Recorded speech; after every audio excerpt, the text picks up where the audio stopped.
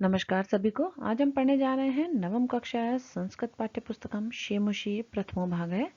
कक्षा 9 शेमुषी प्रथम भाग।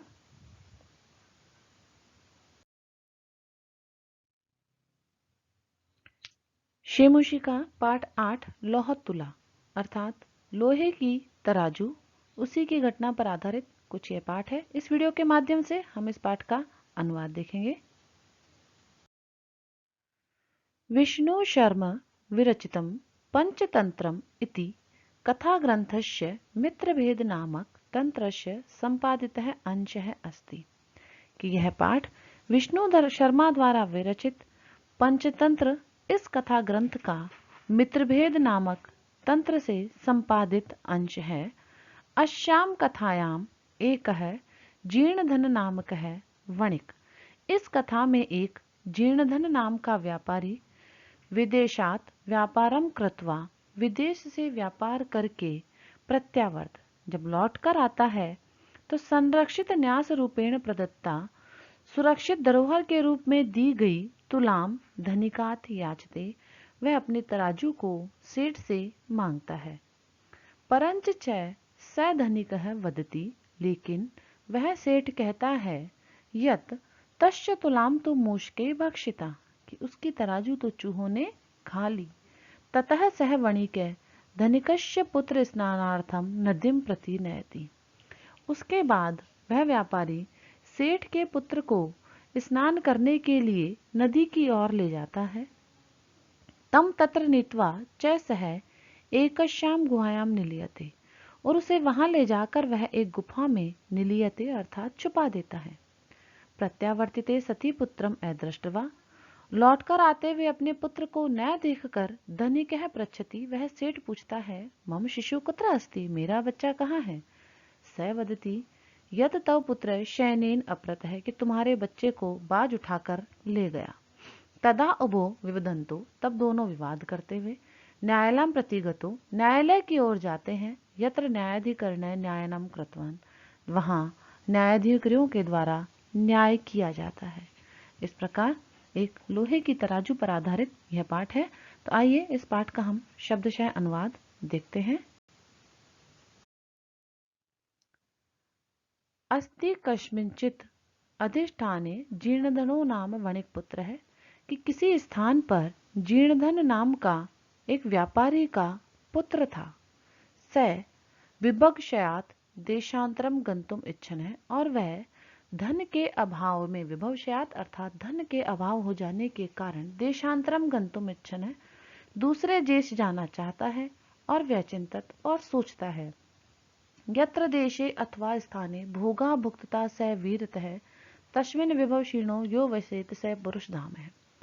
कि यत्र देशे, कि जिस स्थान पर स्थाने भोगा भुक्ता, हमने ऐश्वर्यों का और पराक्रमों से ऐश्वर्यों का भोग किया हो, तस्मिन विभवहीनो, उसी स्थान पर जो मनुष्य धनहीन होकर रहता है वह पुरुष अधम है, वह पुरुष निर्लज होता है। कि अर्थात जिस स्थान या देश पर मनुष्य अपने पराक्रम से, अपने बल के द्वारा, अपने बुद्धि के द्वारा ऐश्वर्यों का भोग कर चुका हो, वहां वह यदि धनहीन होकर रहता है तो वह निर्लज होता है। अर्थात ऐसे स्थान पर जहां वह धनिक बनकर और अपने पराक्रम के दम पर रहा, वहां अब धन से क्षीण हो जाने पर रहना उचित नहीं होगा। तस्य च गृहे लोहा घटिता पूर्व पुरुषोपार्जिता तुला आसीत, कि उसके घर पर लोहे की बनी हुई पूर्व पुरुषों के द्वारा अर्थात उसके पूर्वजों के द्वारा खरीदी गई एक तुला थी। ताम च कस्यचित शिष्यनो ग्रहे, उस तुला को वह किसी सेठ के घर पर निक्षेप भूतवाम कृत्वा, धरोहर के रूप में रखकर देशांतरम प्रस्थित है, वह दूसरे देश चला गया। ततः सुचिरम कालम देशांतरम यथेच्छा भ्रांतवा, उसके बाद लंबे समय तक देशांतरम यथेच्छा, कि दूसरे देश में इच्छा अनुसार भ्रांतवा घूमकर पुनः स्वपुरम आगत्य, वह पुनः अपने घर आता है। तम सृष्टिनम एवदत, और उस सेठ से कहता है भो सृष्टि ने दियताम में सा निक्षेप तुला, कि हे सेठ, मेरी वह धरोहर के रूप में रखी हुई तराजू जो है आप मुझे दे दे।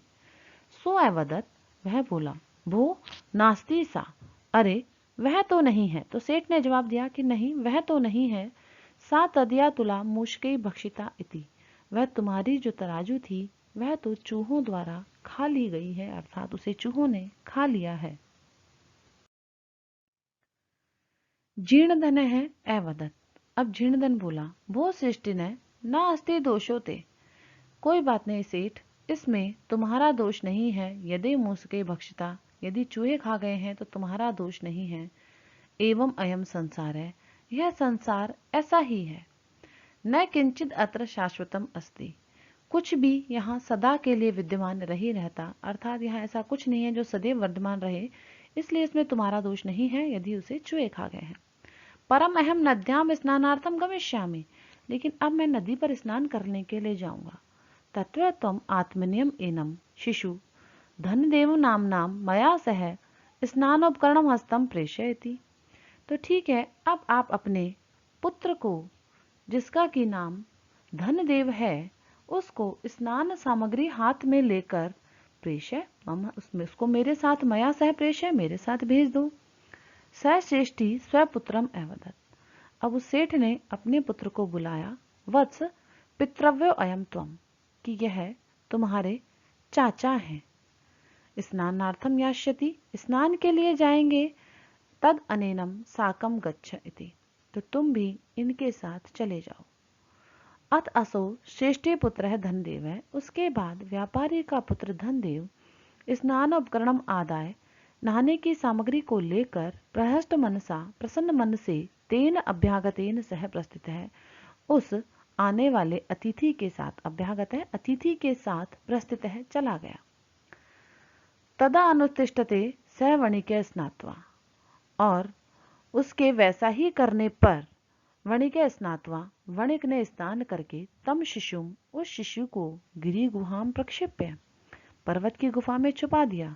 तदवारम वृहत शिलायाम आच्छाद्य, और उसके द्वार को बड़ी शिला से बंद कर दिया। सत्वरम गृहमागत है, और शीघ्र ही अपने घर आ गया। अब उस व्यापारी ने भी उसके पुत्र को एक गुफा में छुपा दिया और बंद करके गुफा के दरवाजे को वह अपने घर आ गया। सहश्रेष्ठी पृष्ठवान, उस सेठ ने पूछा, भो अभ्यागत है, अरे अतिथि, कथिताम कुत्र में शिशु, बताओ मेरा पुत्र कहाँ है। यह तव्या स नदीम गतम, जो तुम्हारे साथ नदी पर गया था, इति, इस प्रकार पूछा। स वदत, तो वह सेठ बोला, तव पुत्रम नदी तटात शयनेन हृतयति, अरे तुम्हारा पुत्र तो बाज के द्वारा नदी के किनारे से अपहरण कर लिया गया। श्रेष्ठी अवदत, मिथ्यावादी ने। सेठ बोला, अरे झूठ बोलने वाले, किंच कचित शयनो बालम हर्तुम शक्नोति, कि अरे क्या कोई एक बाज बालक का अपहरण कर सकता है। तत् समर्प्यम में संतुम अन्यथा राजकुले निवेदिष्यामि, कि या तो आप उसे मुझे लौटा दो, नहीं तो मैं राज दरबार में तुम्हारी शिकायत करूंगा। सो अकथयत, इसलिए वह बोला, भो सत्यवादिनम, अरे सच बोलने वाले, यथा शयनो बालम न नयति, जैसे बच्चे को बाज नहीं ले जा सकता, तथा मूषिका अपि लोह घटिता तुला न भक्षति, उसी प्रकार चूहे भी लोहे की बनी हुई तराजू को नहीं खा सकते। तदर्पे में तुलाम, यदि तो दारकेण प्रयोजनम, यदि तुम्हें अपने पुत्र की आवश्यकता है तो अर्पे में तुलाम, मुझे अपने तराजू दे दो, इति, इस प्रकार। तो व्यापारी ने कहा। एवं विवाद मानो तव, इस प्रकार झगड़ा करते हुए दोनों, द्वापि दोनों, राजकुलम गतो, दोनों राज दरबार में गए। तत्र श्रेष्ठी तार स्वरेण अवदत, वहां पर श्रेष्ठी जो सेठ था वह ऊंचे स्वर में बोला, भो वंचितो अहम, अरे मैं ठगा गया हूँ, वंचितो अहम, मैं ठगा गया हूँ। अब्रह्मणम, यह बिल्कुल अन्याय है। अनेन चोरेण मम शिशु अप्रतय थी, इस चोर के द्वारा मेरा शिशु अपहरण कर लिया गया है। अत धर्माधिकारणम तम अवदन, कि इसलिए न्यायकर्ताओं इस व्यापारी को बोलिए, भो समर्पताम श्रेष्ठी सुतम, इसको बोलिए कि यह सेठ के पुत्र को लौटा दे। सो अवदत, वह व्यापारी बोला, किम करोमि पश्यतो में नदी तटाट शेने शिशु अपहृत है, कि मैं क्या करूं, नदी के किनारे से बाज आज के शिशु को उठाकर ले गया, इति, इस प्रकार। तश्रुत्वा ते अवदन, इस प्रकार सुनकर बोले, अरे भवताम सत्यम न अभितम, अरे तुम्हारे द्वारा सच नहीं कहा गया। किम शयन शिशु हर तुम समो, क्या एक बाज एक बच्चे का अपहरण कर सकता है? सो अवदत् भो भो, अरे अरे सुनिए मद वचनम। तो व्यापारी ने कहा कि अरे न्यायाधीशों, आप मेरी भी बात सुनिए। तो व्यापारी ने कहा, तुला लोह सहस्त्रस्य यद खादन्ति मूषका, कि यदि 1000 किलो के लोहे की बनी हुई तराजू को मूषक खा सकते हैं, राजतंत्रम हरिश्यनो बालकम नात्र संशय, तो हे राजन, उस स्थिति में एक बाज भी बालक का अपहरण कर सकता है, इसमें संशय नहीं है। ते अपृच्छन्, उन्होंने पूछा, कथम एतत्, यह कैसे हुआ? ततः सहचेष्टि सभ्यामग्रे आदितम सर्वं वृत्तांतम न्यवेद्यतम। तब उस सेठ ने सभा के सामने ही पूरा वृत्तांत, जो प्रारंभ से अंत तक हुआ था, वह सारी घटना कह दी। ततः न्यायाधिकारिणः विहस्य, तब न्यायाधिकारों ने हंसकर कहा, तो दो अपि संबुध्यम तुलाम शिशु प्रदानेन तोषितवंत है। तो उन दोनों को समझाया और कहा कि शिशु और तराजू दोनों को ही एक दूसरे को दे दिया जाए, एक दूसरे को दिलवाकर तोषितवंत है, उनको संतुष्ट कर दिया। अन्वय, राजन यत्र लोह शस्त्र तुला मूषिका खादंती तत्र शयन बालकम हरेत नात्र न संशय। तो इस प्रकार इस श्लोक का अन्वय किया गया है कि हे राजन, जैसे 1000 किलो की तुला को अगर चूहे खा सकते हैं, तो वहां एक बाज भी बालक का अपहरण कर सकता है, इसमें कोई संदेह नहीं है। तो इस प्रकार न्याय अधिकारियों ने दोनों को ही संतुष्ट किया।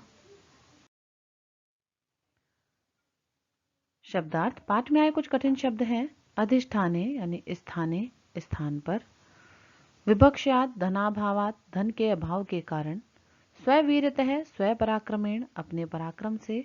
लोह घटिता तुला, लोह निर्मिता तुला अर्थात लोहे से बनी हुई तराजू। निक्षेपः, न्यास यानी धरोहर। भ्रांतवा, भ्रमणम कृत्वा, पर्यटन करके। त्वदीया, तव और भवदिया यानी तुम्हारी। इद्रकम, एतादृश, ऐसा ही। एनम, नैच पुंसिम एतनम, इससे। एतत् शब्द द्वितीया पुरलिंग द्विवचन, इनमें दोनों में ही रूप होते हैं।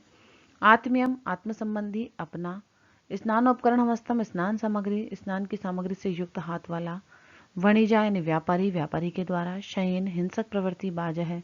अभ्रमणम, अन्याय रूपम, अनुचित या घोर अन्याय। समर्प्य यानी देही, दो। विवदमानो, कलह कुर्वंतो, झगड़ा करते हुए। तार सुरेण, उच्च स्वर से या जोर से। ऊंचू, अवदन, बोले। अभिहितम, कथितम, कहा गया। मदवचम, मेरे वचनानी यानी मम वचनानी, मेरी बातें। आदितः, प्रारंभतः, प्रारंभ से ही। निवेदयामासे, निवेदन मैं करोत, निवेदन किया। विहस्य, हसित्वा, हंसकर। संबोध्य, बोधित्वा, समझा, बुझाकर।